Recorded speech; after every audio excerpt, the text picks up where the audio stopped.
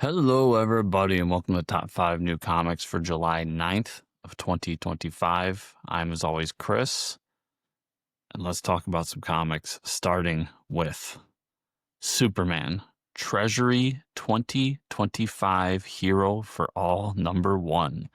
This is written by Dan Jurgens with art by Bruno Redondo and colors by Adriano Lucas. So, at its core, this is Superman fever for me. We've got the movie coming up this weekend. Hopefully, everybody's going to enjoy that movie. This is going to be the first Superman thing to come out post that movie, and also as part of the Summer of Superman event that they have going on. And at its core, for me, this stands on two things. One, Dan Jurgens writing Superman again. Amazing. We all know Dan Jurgens' legacy with the character when he's come back with it, all the times that he's done amazing things with this character. But also it stands on the strength of everything Superman going on right now, to a point where, I mean, I'm reading 2 ongoing Superman books, and I know people are talking so much about the Action Comic series that just started with Mark Waid. Add this onto it, we've just got so much great Superman lore going on right now. And to get this, it's one shot, oversized book, all in one, basically a trade in a lot of ways, but just great to see the Treasury edition coming back.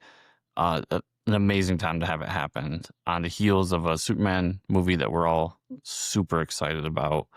Actually, prior to a Superman movie we're all excited about. I know some of you will have seen it Tuesday night and then going to the comic shops and buying this. There's just a lot to be excited for in the Superman realm right now. And with this, I mean, great artist, legendary writer. I'm hoping for something good out of this one, and I'm really excited to pick it up. After that, we've got Batman Dark Patterns #8. This is written by Dan Waters with art by Hayden Sherman, colors by Triona Farrell, and letters by Frank Cvetkovic. With the last issue of Dark Patterns, we got a hint at how everything is tying together.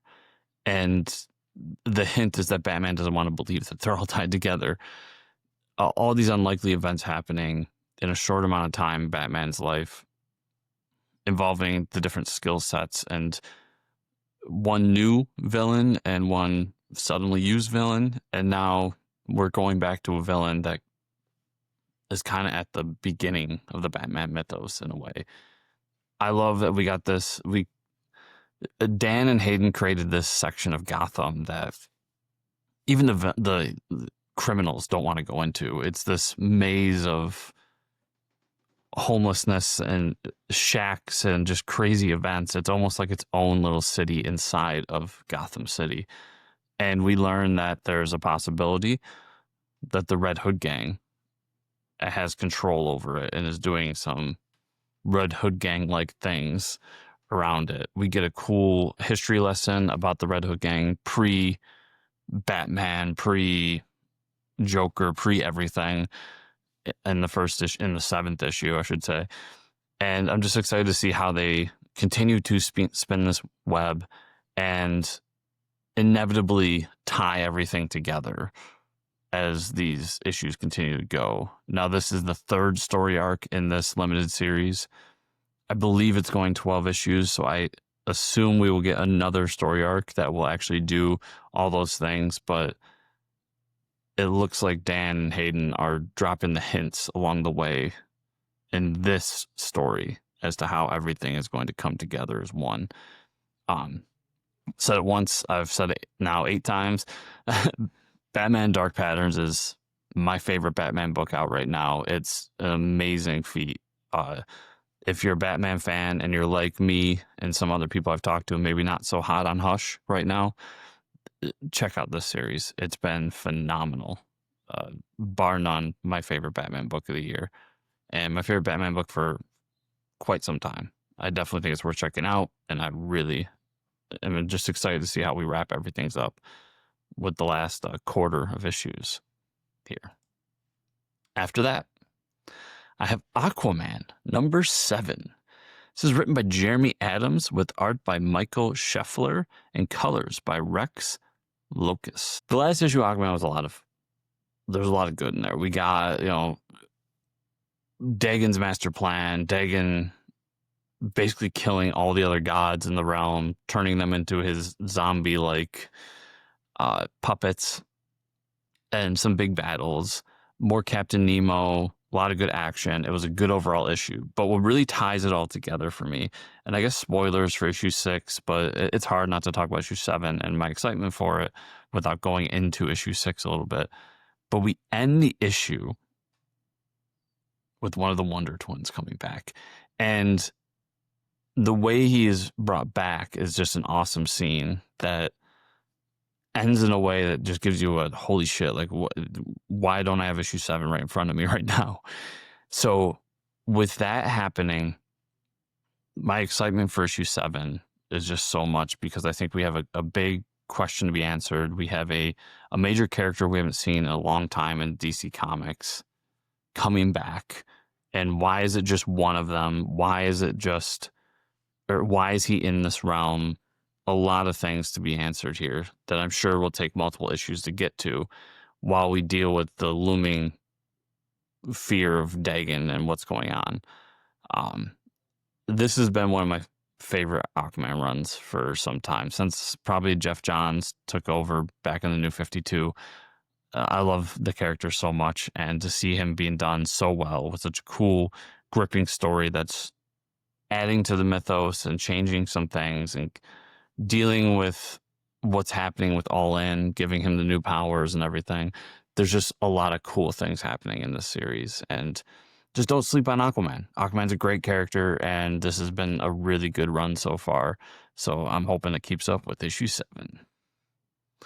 After that, I have Fantastic Four First Steps #1.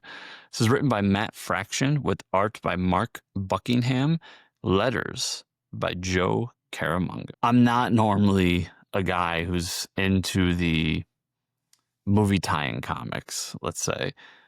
They tend to not be good, just to put it pretty bluntly there. But when I saw this announced, the first thing that came to mind was Matt Fraction and Mark Buckingham. That's an all-star cast right there. You put them on the regular Fantastic Four book, and it sells gangbusters. So to see them on this one shot, it definitely perked up my eyes a little bit to be like, what's this all about? And then just what they're doing with it. So the idea being that this is a Fantastic Four comic that lives inside the world of the Fantastic Four movie, that this is what those characters authorized to be made of their origin through whatever comic company is there. I'm sure they're going to call it Marvel or something. And that is a cool way to wrap it all together, to be able to have your cake and eat it too, to not have to tell the origin story within the realms of the movie, which for me is a positive, but to also show another adventure with these characters with a great creative team here and get that story out there, whether it's the same, different, or whatever, inside the realm of this world. Once again, we're in that July month where big movies are coming out. We talked about Superman earlier. This being the first thing coming out that's going to give us a glimpse into Fantastic Four First Steps outside of the trailers we've seen, obviously, is exciting. And just having these characters in the MCU, doing some unique, fun things with them, I'm ready for it. I'm here for it. And while I normally would not recommend a comic like this or be excited for a comic like this, I think all the things coming together for this one say that it could be something cool, special, and unique. So here we are. I'm excited for it, and we'll see when it comes out Wednesday. And then we will end with my pick of the week, everybody. And that is Archie meets Jay and Silent Bob #1. This is written by Kevin Smith with art by Fernando Ruiz, inks by Rich Kolaski, colors by Matt Herms, and letters by Jack Morelli. I'm a in and out Archie guy. Like, the main Archie stuff is not for me, but I like when they get weird with the character. I like when they have Archie fight zombies. I like when they try to modernize it and have Fiona Staples and Mark Waid create the series. I like when Archie meets the Punisher. These are the type of things with that character that are interesting to me, because you're taking him out of his comfort zone and doing something new, unique, and interesting with him.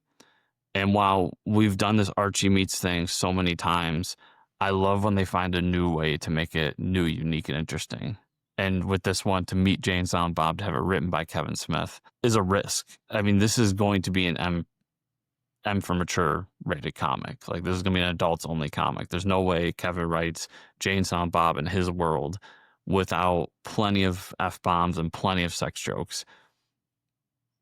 That said, I'm here just for Kevin Smith writing Jay and Silent Bob again. I mean, when he does his Quick Stops book, I'm here for it. When he does pretty much anything in comics, I'm here for it. But for him to take a beloved franchise like Archie, one that's been around since the dawn of time in the comics world, cross it over with his characters that have been in my life for a majority of it, if not all of it, and bring them together in a way that hopefully feels like a Jay and Silent Bob movie, hopefully feels like a Clerks movie. It brings me a lot of excitement at the end of the day. I think it's going to be a really cool, fun one-shot comic. Hopefully it does all the things I want it to do. He promises to have Archie finally choose between Betty and Veronica, which, while I'm not an Archie reader, that's one of those things as comics people, we know all about the Betty Veronica thing. There's just so much promise for this one-shot issue. And at the end of the day, it's a fun crossover. And I'm here for fun crossovers. If you haven't realized that already, you see a fun crossover coming, I'm probably here for it. It's probably going to be my top 5. But this, having a love for Jay and Silent Bob, having a love for Kevin Smith for a long time, him being one of my entryways back into comics as a young adult, of course, is going to be the first thing I read when I come back from the comic shop Wednesday. So everybody, that was everything for this week. Remember, if you want to follow me further, it's at Fortress Chris on social media. Whether you go to X or Blue Sky or Instagram, type that in, you'll find me. Also, you can follow my Substack. That's chriscomicscorner.substack.com. Doing a lot of cool things there. We're reading through Fool Killer right now.